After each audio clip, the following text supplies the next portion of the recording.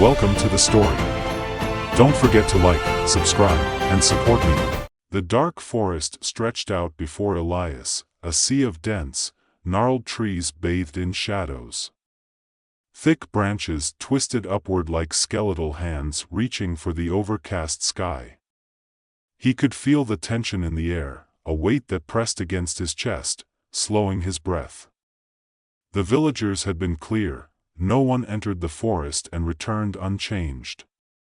Many had never returned at all. Elias was not one to be deterred by legends. He'd heard stories of cursed lands before, of places where men went mad or disappeared. He'd faced those stories head-on, and each time, he had proven that there was always an explanation, always something that could be defeated, understood, or exposed. This forest, with all its mystery, was no different. He tightened the strap on his pack and adjusted the sword at his side. The forest loomed like a vast mouth waiting to swallow him whole. His steps were steady as he crossed the threshold, leaving behind the safety of the open fields and the distant murmurs of the village. Here, in the darkness, the world felt different, as if time moved slower, and each step took him deeper into a place that no longer obeyed the natural laws of the world. Elias had prepared for this. His map marked where others had gone before, their paths disappearing into nothing. It was as if the forest erased people from existence, but Elias was confident he could break the pattern. He followed the trail into the thicket, where the sunlight barely pierced through the canopy, casting dim, eerie light across the moss-covered ground. Hours passed, and the air grew thicker. The wind that had whistled through the trees earlier was now stilled, and an unnatural quiet settled around him. Elias slowed his pace. He could feel eyes on him. Something or someone was watching. A branch snapped behind him, and Elias turned swiftly, his hand instinctively reaching for his sword. But there was nothing. Just the dark forest, still and silent, the way it had been since he entered. He narrowed his eyes. There was more to this place than just trees and shadows. As he ventured further, the trail began to change. The path twisted in ways that defied logic. He tried to keep track of his direction, but the landmarks shifted. The trees seemed to move. At one point, he marked a tree with his knife, only to find the same tree ahead of him again, its marking fresh, as if it had followed him. Clever, he muttered under his breath. Whatever magic was at work here was stronger than he'd anticipated. It was nearly dusk when he first saw her, a figure draped in a cloak of dark green, her hood pulled low over her face. She stood motionless in the middle of the path, as if she had been waiting for him all along. Elias's hand rested on the hilt of his sword, but he did not draw it. "You shouldn't be here," the figure said. Her voice was low, commanding. Elias narrowed his eyes. "I could say the same to you. I belong here. You do not." Elias stepped closer, his eyes scanning her for any sign of threat. "What do you mean, you belong here? This forest is cursed. It belongs to no one." A soft laugh escaped her lips, though there was no humor in it. "You believe the stories, then?" "I believe there's a reason no one returns," Elias said, his voice firm. "And I believe there's a reason you're here to stop me." The woman stepped forward, and as she did, the shadows seemed to cling to her like a second skin. "I am the guardian of this forest. It is my duty to keep people like you from making a grave mistake." Elias's hand tightened on his sword. "A mistake? Is it a mistake to seek the truth?" "The truth here is not yours to uncover," she said. Her tone was final, as if that settled the matter. "Leave now, before the forest takes you." Elias met her gaze, undeterred. "I don't leave things unfinished. I'm going to the heart of this forest, and I'm going to find out what's really going on here. You can't stop me." A flicker of something passed over her face, fear, perhaps, or pity. "If you go deeper, you will not return." "I've heard that before," Elias replied. "I'm still here." The woman sighed, pulling back her hood. For the first time, Elias saw her face. She was younger than he'd expected, with striking green eyes that seemed to glow faintly in the fading light.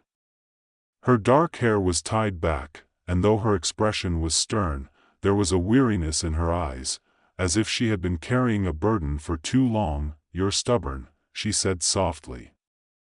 "Like all the others.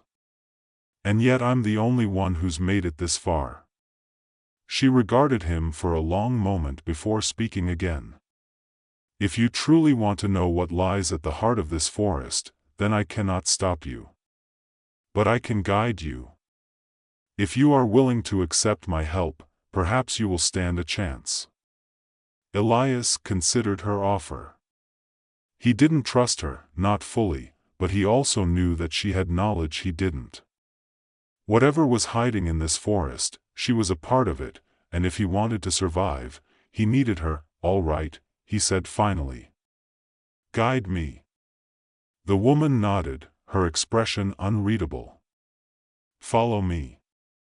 But know this, once we begin, there is no turning back." As they walked deeper into the forest, Elias kept his senses sharp.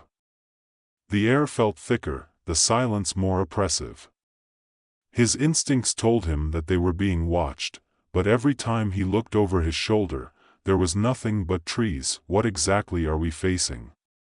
Elias asked as they maneuvered through the twisted paths. "The curse," the woman replied. "It feeds on those who enter. It twists their minds, consumes them." "How long have you been here?"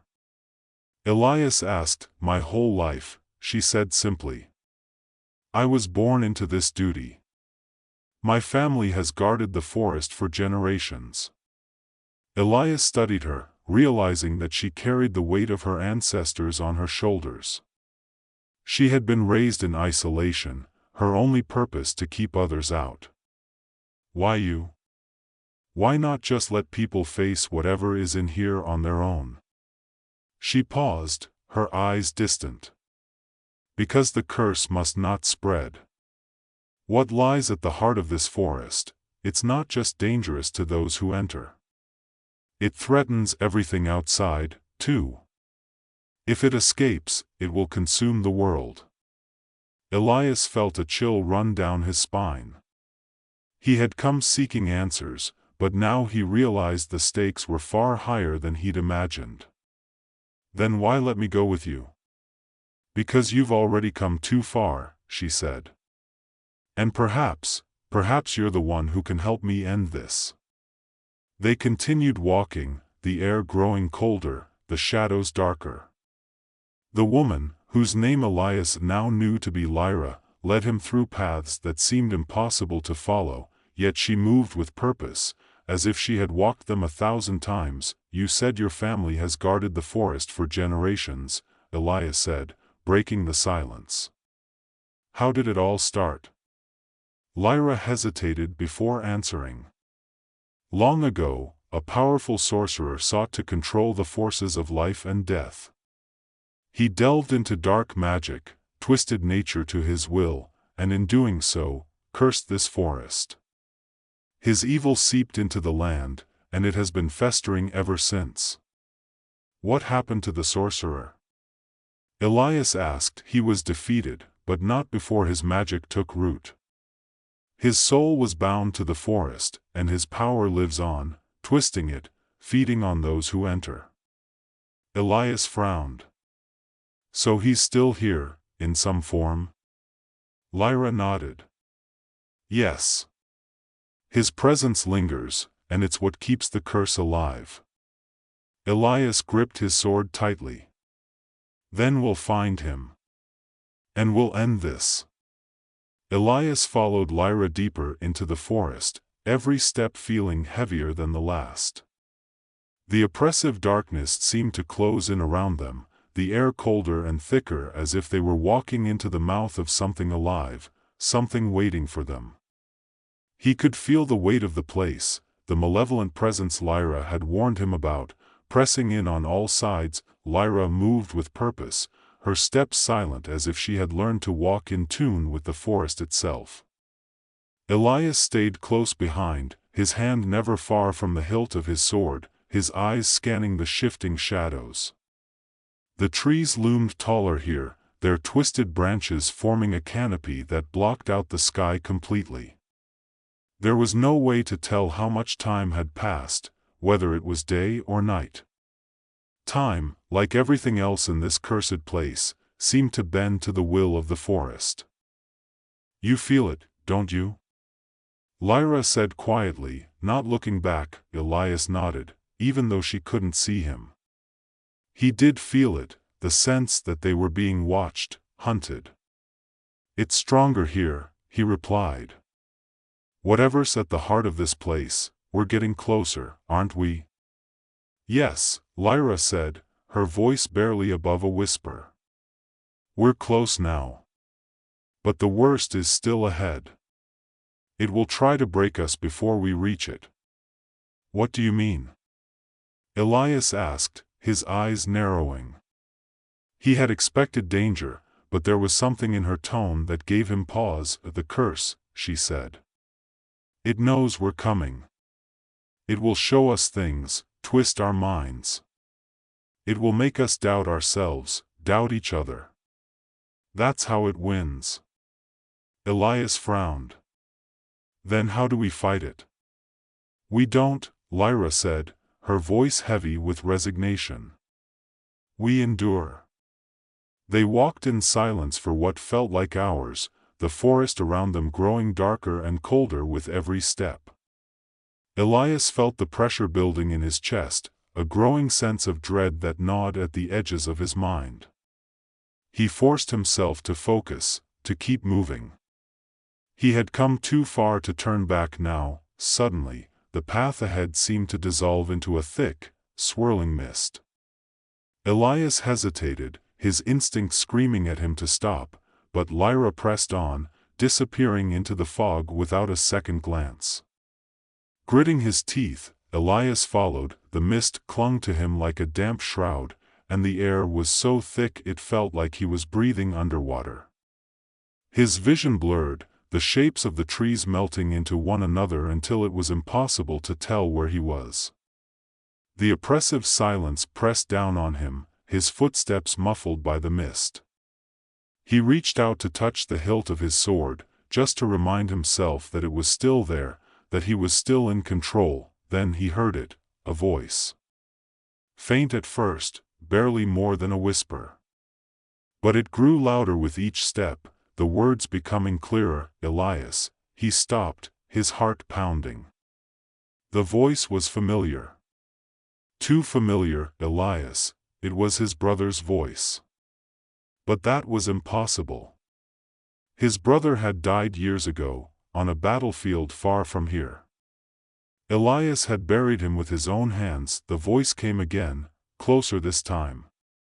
"Elias, why did you leave me?" Elias's hand tightened on his sword. "This isn't real," he muttered to himself.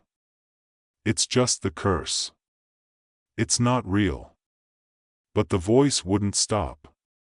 "You abandoned me, Elias. You left me to die. Why didn't you save me?" Elias's breath caught in his throat.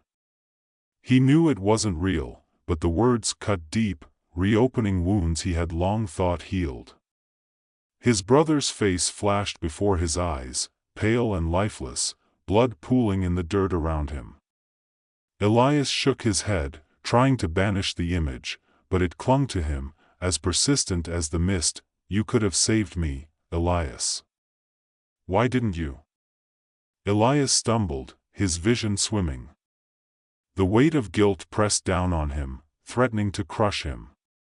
His brother's death had haunted him for years, but he had buried it deep, locking it away where it couldn't hurt him anymore. But now, here in the heart of the cursed forest, it had found him again. Elias." The voice was right behind him now. He could feel a cold breath on the back of his neck. He spun around, drawing his sword, but there was nothing there. "Only the mist, stop it!" Elias shouted, his voice shaking. "You're not real. This isn't real." But the voice only grew louder, more insistent. "You left me to die. You killed me." Elias fell to his knees, his sword slipping from his grasp. He pressed his hands to his ears, trying to block out the sound, but it was inside his head now, relentless. His chest heaved, the guilt and pain threatening to swallow him whole, and then, just as suddenly as it had started, the voice stopped. The mist began to clear, and Elias found himself kneeling on the forest floor, his sword lying in the dirt beside him. He was shaking, his breath ragged, but the voice was gone. He looked up to see Lyra standing a few feet away, watching him with a mixture of sympathy and understanding. "It tried to break you, didn't it?" she said softly. Elias nodded, too shaken to speak. Lyra knelt beside him, placing a hand on his shoulder. "It's not your fault," she said quietly.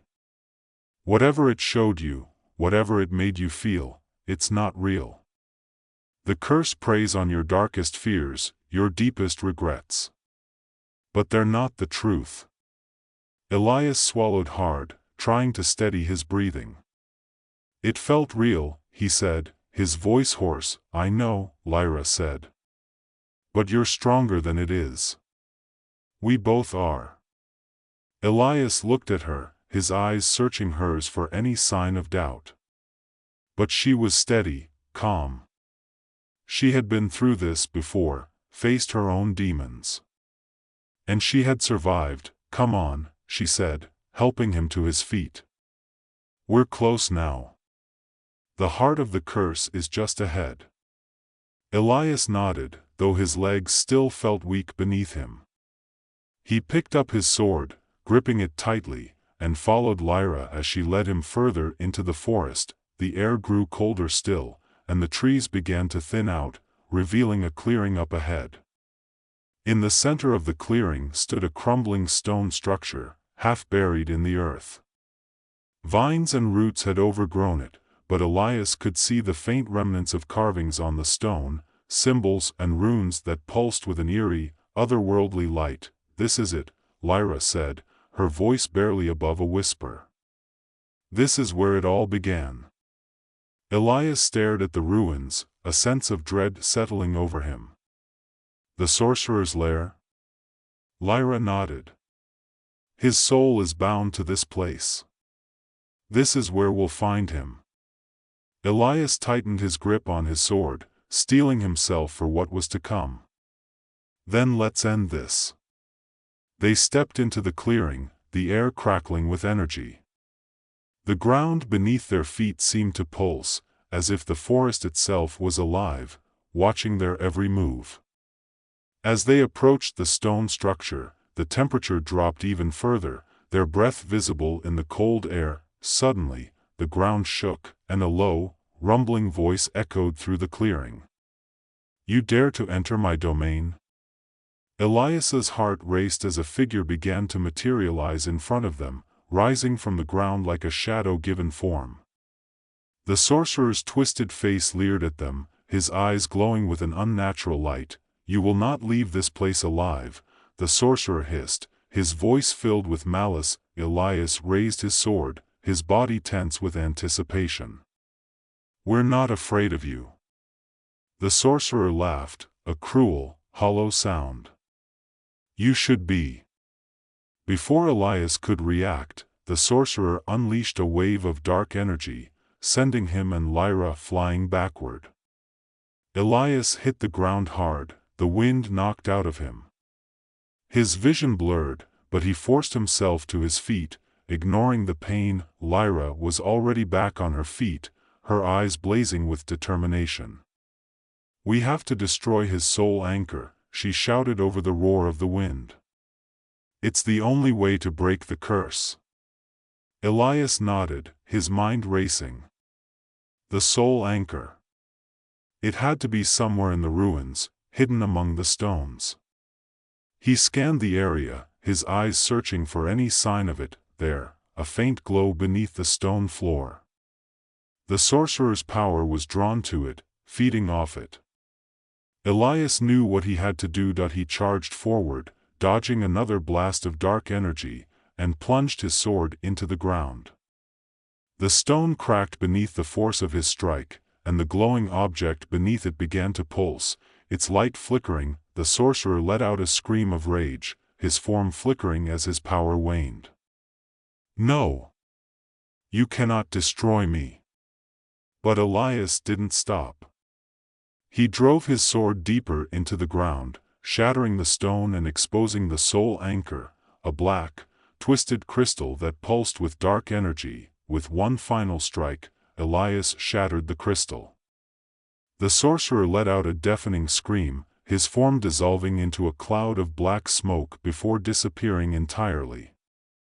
The wind died down, the air still and quiet once more. Elias stood there, panting, his sword still buried in the ground. It was over. The sorcerer was gone, and the curse had been broken. Lyra approached him, her eyes filled with relief. "You did it," she said, her voice soft. "We did it," Elias corrected, a faint smile on his lips. For the first time since they had entered the forest, the oppressive darkness seemed to lift. The trees no longer loomed menacingly, and the air felt lighter, cleaner. The forest, once cursed and twisted, was healing. Elias looked at Lyra, a sense of peace washing over him. "What will you do now?" he asked. Lyra smiled, though it was tinged with sadness. "I'm free now. I can finally leave this place." Elias nodded, understanding. He had come here seeking answers, but he had found something far greater. He had found a friend, a kindred spirit who had faced her own darkness and come out the other side. Together, they left the forest, the weight of the curse finally lifted. And as they walked away from the darkness, Elias knew that the truth they had uncovered would be remembered for generations to come.